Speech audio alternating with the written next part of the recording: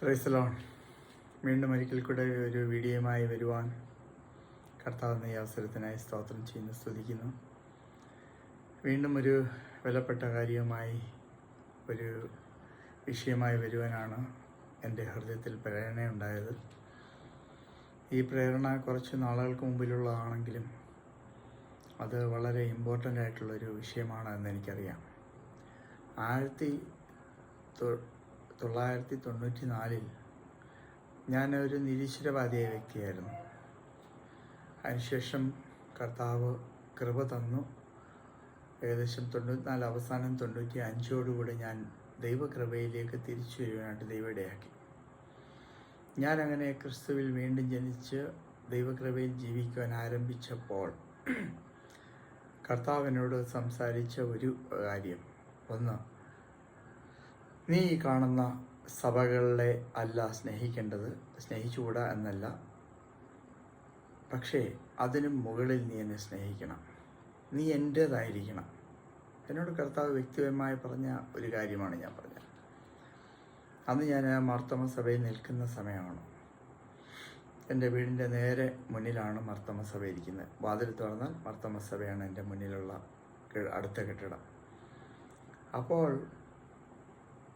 ആ സഭയിൽ നിൽക്കുന്ന കാലത്താണ് പരിശുദ്ധാത്മാവ് എന്നോട് പറയുന്നത്, നീ എൻ്റെയാണ്, നീ എന്നെ ഇതിനൊക്കെ മുകളിൽ സ്നേഹിക്കണം.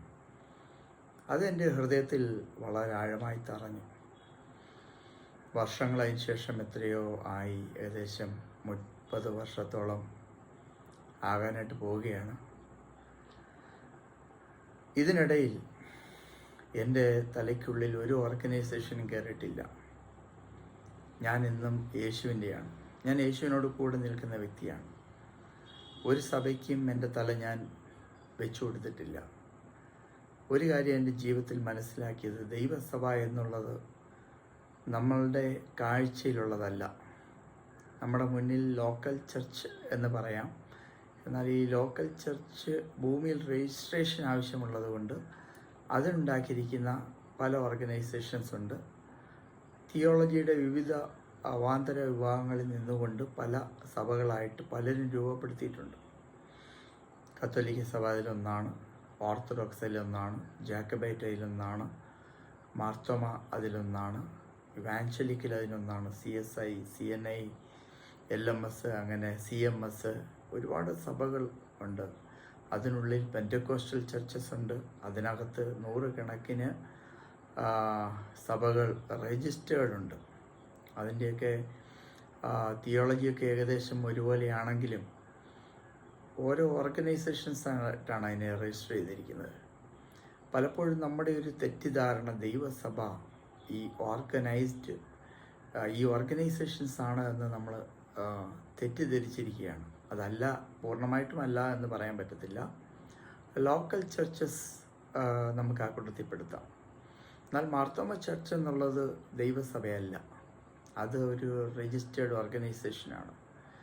കത്തോലിക്ക സഭയും അതുപോലെ തന്നെ, അത് വേൾഡ് വൈഡ് ആണെന്നേ ഉള്ളൂ. ഇനി പറഞ്ഞാൽ ഞാനൊരു പെന്തക്കോസ്തനാണ്. ഞാൻ ഇന്ത്യൻ പെന്തക്കോസ്ത് ചർച്ചിൻ്റെ മെമ്പറാണ്.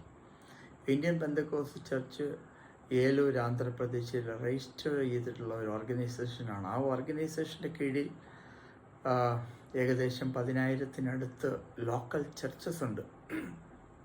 എന്നാൽ ഈ പറഞ്ഞിരിക്കുന്ന ഓർഗനൈസേഷൻസ് ഒന്നും അതിൻ്റെ മുഴുവനായ രീതിയിൽ ചർച്ചസ് അല്ല.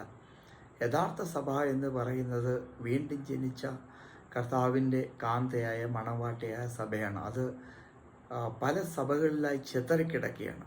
അത് വ്യക്തമായിട്ട് നമുക്ക് വെളിപ്പെട്ട് വന്നിട്ടില്ല. ചില സഭകളിൽ കൂടുതലും ചില സഭയിൽ കുറവും ജനം അത് ഉണ്ടാകുമെന്നേ ഉള്ളൂ. പക്ഷേ ഈ ഓർഗനൈസേഷൻസ് അല്ല ദൈവസഭ. നമ്മൾ സ്നേഹിക്കേണ്ടത് ഇന്ത്യൻ പെന്തക്കോസ്റ്റ് ചർച്ചിനെയോ അസംബ്ലീസ് ഓഫ് ഗോഡിനെയോ ചർച്ച് ഓഫ് ഗോഡിനെയോ, അല്ലെങ്കിൽ നമ്മൾ സ്നേഹിക്കേണ്ടത് കത്തോലിക്ക സഭയോ ഓർത്തഡോക്സ് സഭയോ യാക്കോബ സഭയോ മാർത്തോമ സഭയോ അല്ല.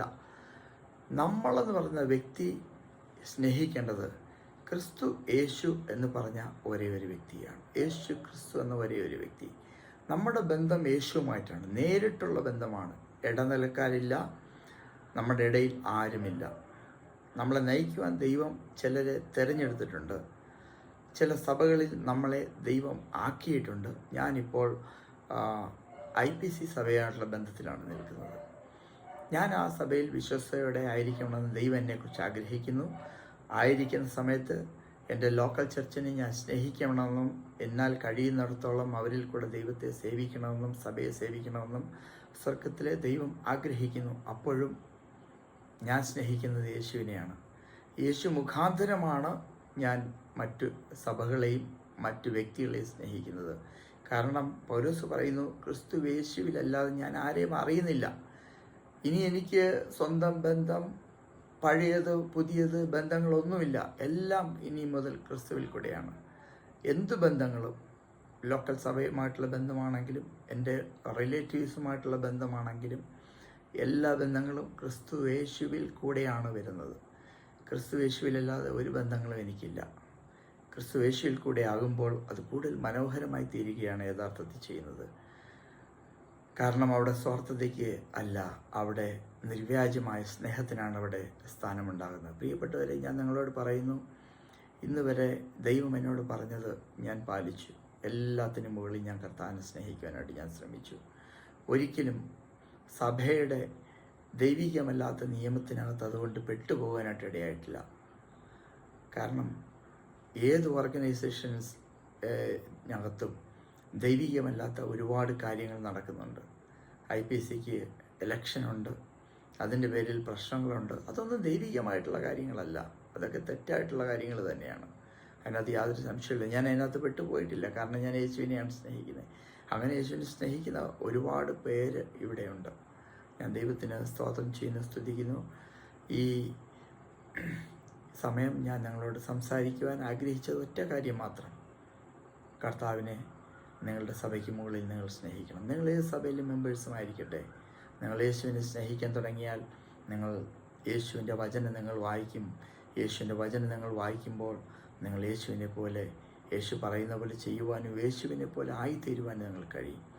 അതിന് കർത്താവ് നിങ്ങളെ സഹായിക്കട്ടെ എന്ന് ആശംസിച്ചുകൊണ്ടും പ്രാർത്ഥിച്ചും കൊണ്ട് എൻ്റെ വാക്കുകളെ ഞാൻ ഉപസംഹരിക്കുന്നു. ദൈവം നിങ്ങളെ ധാരാളമായി അനുഗ്രഹിക്കട്ടെ.